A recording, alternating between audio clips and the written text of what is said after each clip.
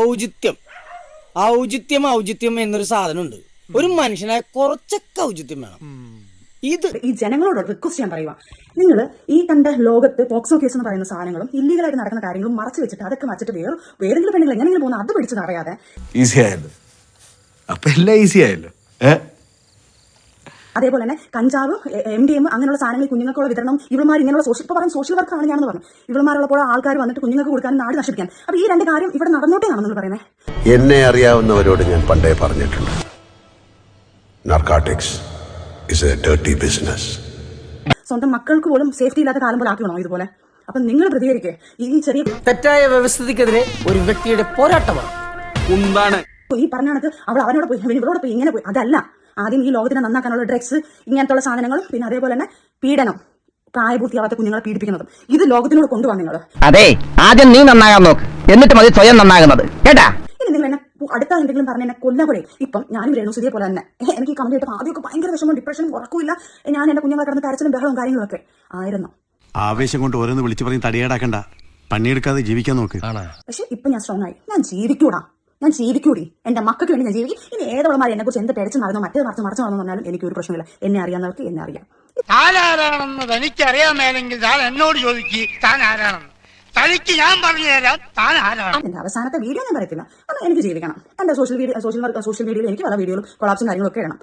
അത് നല്ലതാ, പരിചയമുള്ളവരെ തന്നെ വഞ്ചിക്കുന്നത് നല്ലതാ, ഇല്ലടാ? ഞാൻ ഇതുപോലെ പിഴച്ചൊന്നും ഉണ്ടാക്കിയതല്ല. പിഴച്ചൊന്നും ഉണ്ടാക്കാൻ വേണ്ടിയിട്ടുള്ള രീതിയിൽ ഞാൻ നിന്നില്ല. എനിക്ക് സമ്പാദിച്ച എന്റെ മക്കളെ നോക്കണം. ശശിയെ എന്നാണ് ഈ പറയുന്നത്? പിന്നെ അതേപോലെ തന്നെ ഒരു കാര്യം പറയാൻ മറന്നുപോയി. ഇതിങ്ങനെ പറഞ്ഞു കൂടി വരും. നീ ഏതായാലും പറയും, ബാക്കിയോടെ പറയും. എടാ, എന്റെ ഈ രണ്ട് കുഞ്ഞുങ്ങളും എന്റെ വീട്ടുകാരും എന്റെ ഈ ട്രോമ, ഞാൻ ഒരു ട്രോമയിലോട്ട് ഉണ്ട്. കാരണം എനിക്ക് ആദ്യമായിട്ട് എങ്ങനെ സൈബർ അറ്റാക്ക് വരുന്നത്. ഞാൻ ട്രോമയിലോട്ട് പോയി, ഞാൻ ഇവിടെ പാനിക്കായി വല്ലാത്ത അവസ്ഥയിൽ ഞാൻ ഇവിടെ കിടക്കുന്ന നീ ഒരു റീ എൻട്രിക്ക് ശ്രമിക്കുമ്പോ ആരംഭത്തിലെ അപമാനം, ഒരു പാനിക് സിറ്റുവേഷൻ എന്റെ കുഞ്ഞുങ്ങളും കണ്ടോണ്ടിരിക്കുകയാണ്. അതുങ്ങളും എന്റെ കൂടെ നിന്ന് കരയുക. എനിക്ക് വല്ലാത്ത അവസ്ഥയും ഞാൻ കരച്ചിലും ഇതെല്ലാം ആ കുഞ്ഞുങ്ങൾ നോക്കുന്നുണ്ട്. ഒന്നുമില്ലെങ്കിൽ നിന്റെ കുഞ്ഞാന്ന് പറഞ്ഞ് നീ ഭയങ്കര ആവശ്യം. നീ അതുകൊണ്ട് വിളിച്ചോ? ഞാൻ എവിടെയെങ്കിലും പറഞ്ഞിട്ടുണ്ടോ നിന്റെ കുഞ്ഞിനെ വിളിച്ചോണ്ടാൻ? ഞാനൊരു വലിയ സംഭവം അല്ലേ? വേറെ ആരും ഇല്ലെങ്കിൽ ആ കുഞ്ഞിനെ കൊണ്ടുപോയിട്ട് നീ ഈ വീഡിയോ ഇട്ടായിരുന്നെങ്കിൽ നിന്നെ ഞാൻ സല്യൂട്ട് ചെയ്തേനെ. എടാ, ഞാൻ എന്തെങ്കിലും ഒരു ബുദ്ധിമോശം ചെയ്തു പോകുന്നു. ഈ പെട്ടെന്നുള്ള അറ്റാക്കിൽ നമുക്ക് ആർക്കും താങ്ങാൻ പറ്റത്തില്ല. അതിൽ കുറച്ച് നമ്മളെ വീട്ടുകാരും കുറച്ച് ആൾക്കാരും എന്നെ സ്ട്രോങ് ആയിട്ട് നിൽക്കുന്നുണ്ട്. ഒരു ബോട്ടിയില്ലാത്ത അവൻ എന്തെങ്കിലും പറഞ്ഞ് വിവരമില്ലാത്ത നിങ്ങളല്ലേ അത് ക്ഷമിക്കേണ്ടത്.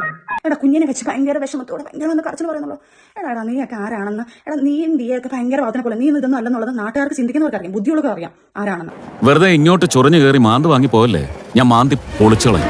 പിന്നെ ഈ നെഗറ്റീവ് പറയുന്ന നെഗറ്റീവോളികൾ അവരുടെ ഞാൻ പറയുന്നത്, നിങ്ങൾ ആരുമല്ല എനിക്ക് ചെലവിനിരുന്നത്. നിങ്ങൾ ആരും മറ്റേ ഇതല്ല ഞാൻ ജീവിക്കുന്നത്. ഞാൻ അന്തസ്സായിട്ട് സമ്പാദിച്ച് നല്ല രീതിയിൽ തന്നെ ജീവിക്കും. പറയുന്നതൊന്ന് പ്രവർത്തിക്കുന്ന വേറൊന്നും. പിന്നെ ഏതെങ്കിലും ഒരാൾ ഇഷ്ടപ്പെടാതിരിക്കും, അതെന്റെ ഇഷ്ടോടാ. ഇനിയൊക്കെ നീ എന്നെ അറ്റാക്ക് ചെയ്യാൻ ഞാൻ അത് ആസ്വദിക്കാം. എന്തായാലും ഞാൻ കുറച്ചും കൂടെ ഫേമസ് ആയി, അറിയാത്തവരും കൂടെ എന്നെ അറിഞ്ഞിട്ടുണ്ട്. എനിക്കും പറഞ്ഞ കണക്ക് ഇനിയിപ്പോൾ ഈ സാധനമൊക്കെ എനിക്കിട്ട് കുറച്ച് അങ്ങനെയെങ്കിലും ഞാൻ പൈസ ഉണ്ടാക്കിയോട്ടെ. അല്ലാതെ ഇനി പറഞ്ഞ കണക്ക് പിഴച്ചു വല്ല MDMA വിറ്റോ അല്ലെങ്കിൽ കൊച്ചുങ്ങളെ കൊണ്ട് കൂട്ടി കൊടുത്തോ അല്ലെങ്കിൽ പിഴച്ചോ ജീവിക്കാൻ എനിക്ക് താല്പര്യമില്ല. അതുകൊണ്ട് അപ്പം നിങ്ങളെല്ലാവരും കാണുക, കമന്റ് ഇടുക, സപ്പോർട്ട് ചെയ്യുക. എന്തുണ്ടെങ്കിലും നെഗറ്റീവ് കമന്റ്, പോസിറ്റീവ് ആണെങ്കിൽ പോസിറ്റീവ്, ഞാൻ ആസ്വദിക്കും. ഓക്കെ, വെറുതെ നാട്ടുകാരുടെ മുമ്പിൽ നാണം കെടാന്നല്ലാതെ അവനെ കൊണ്ട് അതൊന്നും പറ്റൂന്ന് എനിക്ക് തോന്നണില്ല. അപ്പം ചലഞ്ച് നടക്കണ്ട കേട്ടോ. ഇതൊരു ചലഞ്ചായിട്ട് ഞാൻ എടുക്കുന്നത്. ടെസ്റ്റ് ചെയ്യണം കേട്ടോ. 3 പേരും ടെസ്റ്റ് ചെയ്തിട്ട് അതിന്റെ റിസൾട്ട് ആണാണെങ്കിൽ പെണ്ണാണെങ്കിൽ കാണിക്കടി, നിങ്ങളെല്ലാം കാണിക്കടാ എന്ന് വെച്ചിട്ട് ഈ റിസൾട്ട്. പിന്നെ ഒരു കാര്യം കൂടെ, ഞാൻ 3 കോടി മേടിച്ച് സെറ്റിലായെന്ന് പറയുന്ന ആൾക്കാരുണ്ടല്ലോ, ആ 3 കോടി മേടിച്ചതിന്റെ തെളിവ് കൊണ്ടുവരുന്നവർക്ക് 2 കോടി ഞാനും കൊടുക്കും. പറ്റിക്കാൻ വേണ്ടി പറയണല്ലോ സാറേ, പക്ഷെ പറ്റിക്കാൻ വേണ്ടിയിട്ടാണെങ്കിൽ ആരോട് ഇങ്ങനെയൊന്നും പറയുന്നതെന്ന് പറയണം സാർ. ഉറപ്പാ, എന്റെ മക്കൾ സത്യം ഞാൻ ചലഞ്ച് ചെയ്യുന്നതും 2 കോടി ഞാൻ അവർക്കും കൊടുക്കും. ഞാൻ പബ്ലിക്കായിട്ട് പറയുന്നത്. ആണോ? ഭയങ്കര മുഖ്യമന്ത്രിയുടെ ഫോട്ടോ ഇട്ട് അപ്പം സരിത പോടാ നീയൊക്കെ. ഇനിയും കമന്റ് പാടാ. വിനാശകാലേ വിപരീത ബുദ്ധി. ഇനി ഞാൻ എന്തായാലും ഇത്രയും ദിവസം എന്റെ കമന്റുകൾ ഞാൻ ഓഫ് ചെയ്തിട്ടുണ്ട്. കാരണം ആദ്യമായിട്ട് എനിക്ക് പറ്റത്തില്ല. ഞാൻ കാരണം സൈബർ അറ്റാക്ക് ആദ്യമായിട്ട് അനുഭവിക്കുന്നു. അതുകൊണ്ട് എനിക്കിതൊക്കെ കാണുമ്പോൾ നമ്മൾ ആദ്യമായിട്ട് ഈ പറയില്ല, എഴഞ്ഞ കുഞ്ഞ് നടക്കാൻ പഠിക്കുമ്പോഴത്തേക്ക് എഴഞ്ഞ് വീണ് കാല് മുറിഞ്ഞ് വീണ്ടും പിന്നെ അവർ അങ്ങോട്ട് പയ്യെ കുഞ്ഞുങ്ങൾ നടക്കാൻ തുടങ്ങും, പിന്നെ ഓടാൻ തുടങ്ങും, ചാടാൻ തുടങ്ങും, പിന്നെ ആയുധത്തോടെ അവർ എല്ലാം ചെയ്യാൻ തുടങ്ങും എന്ന് പറയുന്നത് നമുക്ക്. വെറുതെ കിടന്ന് ഉരുളാദാശനെ ആശാന്റെ കംപ്ലീറ്റ് ബയോഡാറ്റ ഞങ്ങൾക്ക് കിട്ടിക്കഴിഞ്ഞു. കിട്ടിയല്ലേ? ഞാനും അതേ സിറ്റുവേഷൻ. വീണു തീർന്നു, ആ വേദന എന്താണെന്ന് മനസ്സിലാക്കി ഇപ്പം സ്ട്രോങ് ആയിട്ട് ഞാനങ്ങ് എഴുന്നേക്കാം. ഇങ്ങനെ എന്തെങ്കിലുമൊക്കെ പറയുമ്പോഴേ എന്റെ മനസ്സിനൊരു സന്തോഷം ഉണ്ടാവുള്ളൂ. ഞാൻ എന്റെ സന്തോഷം നോക്കിയാ പോരെ. ഇനി ഞാൻ എന്ത് ചെയ്തെന്ന് പറഞ്ഞാലും എങ്ങനെ ജീവിച്ചെന്ന് പറഞ്ഞാലും എനിക്ക് ഒരു പ്രശ്നമില്ലടാ. എന്തായാലും കുറച്ച് എന്റെ ഇൻസ്റ്റാഗ്രാം പോലും പടാന്ന് പറഞ്ഞാൽ ഇൻസ്റ്റാഗ്രാം ഒക്കെ സത്യം പറഞ്ഞാൽ ഫോളോസ് ഒക്കെ കൂടി വരുന്നത്. ഇനിയും നിങ്ങൾ എന്നെ കൂട്ടി തരണം കേട്ടോ. അതുപോലെ തന്നെ സർ, മന്ത്രിയായ രമേശ് ചെന്നിത്തല സാറാണ് ഇപ്പം ഇങ്ങനെയുള്ള ഇല്ലീഗൽ ആയിട്ടുള്ള കാര്യങ്ങളെല്ലാം നടക്കുന്നതിന്റെ നിയമം സാറാണ് എടുത്തിരിക്കുന്നത്. എന്നെ പൊക്കി പറഞ്ഞ് സോപ്പിടാനുള്ള പരിപാടിയാ കള്ളന്മാർ. സാറിന്റെ അടുത്ത് ഞാൻ റിക്വസ്റ്റ് ചെയ്യാണ്, പബ്ലിക്കിൽ വന്ന് ഇത്രയും ആൾക്കാർ വന്ന് അങ്ങോട്ടും ഇങ്ങോട്ടും അലിഗേഷൻ പറഞ്ഞുകൊണ്ട് ഒരു MDM നെ കുറിച്ചാണ് സംസാരിച്ചുകൊണ്ടിരിക്കുന്നത്. എന്നെ കുറിച്ചും ഞാൻ തെളിവ് സഹിതം ഒരാളെ കുറിച്ചും പറഞ്ഞുകൊണ്ടിരിക്കുന്നുണ്ട് സർ.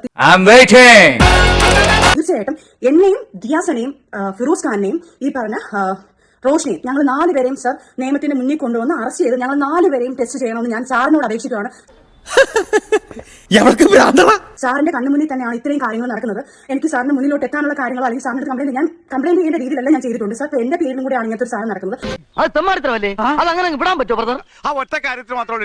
അപ്പം തീർച്ചയായിട്ടും ആൾക്കാരുടെ മുന്നിലായാലും ബാക്കിയുള്ളവരുടെ മുന്നിലായാലും ഞാൻ എന്റെ തെറ്റുകൾ തിരുത്താനോ അല്ലെങ്കിൽ എന്റെ കാര്യങ്ങൾ എന്താണ് തെളിയിക്കാനുള്ള ഒരു കടമ എനിക്കുണ്ട്. അപ്പൊ എന്നെ കുറിച്ചും ഇങ്ങനെയുള്ള അലിഗേഷൻ പറയുന്നത് ഞാൻ ഈ സാധനങ്ങൾ ഇല്ലാതെ എനിക്ക് ജീവിക്കാൻ പറ്റില്ല എന്ന് പറയുന്നത്. ഇനി നീ എങ്ങാനും അതുകൊണ്ട് ഈ 4 പേരെ ഞങ്ങൾ 4 പേരെയും അറസ്റ്റ് ചെയ്യുകയോ ഇതിന്റെ നിയമവശം ഞങ്ങൾ എന്ത് വേണമെങ്കിലും ചെയ്തിട്ട് ഞങ്ങൾ 4 പേരെയും ടെസ്റ്റ് ചെയ്യണമെന്ന് ഞാൻ സാറിനോട് അപേക്ഷിക്കുകയാണ് സാർ. പ്ലീസ്, നാടിന് വേണ്ടി സാർ ഇത്രയും ചെയ്യുന്ന സാറിന് കണ്ണുമുന്നിൽ കിടക്കുന്ന ഈ കാര്യങ്ങൾ സാർ ചെയ്യണമെന്ന് സാറിനോട് അപേക്ഷിക്കുന്നു സാർ. ഞാൻ എന്റെ ജീവന്റെ അവസാന തുടിപ്പോരെ ഈ ഹക്കീം പൊരുതും. ലാൽ സലാം. ഞങ്ങൾ അങ്ങ് ഇറങ്ങട്ടെ. ആയിക്കോട്ടെ, സന്തോഷായി.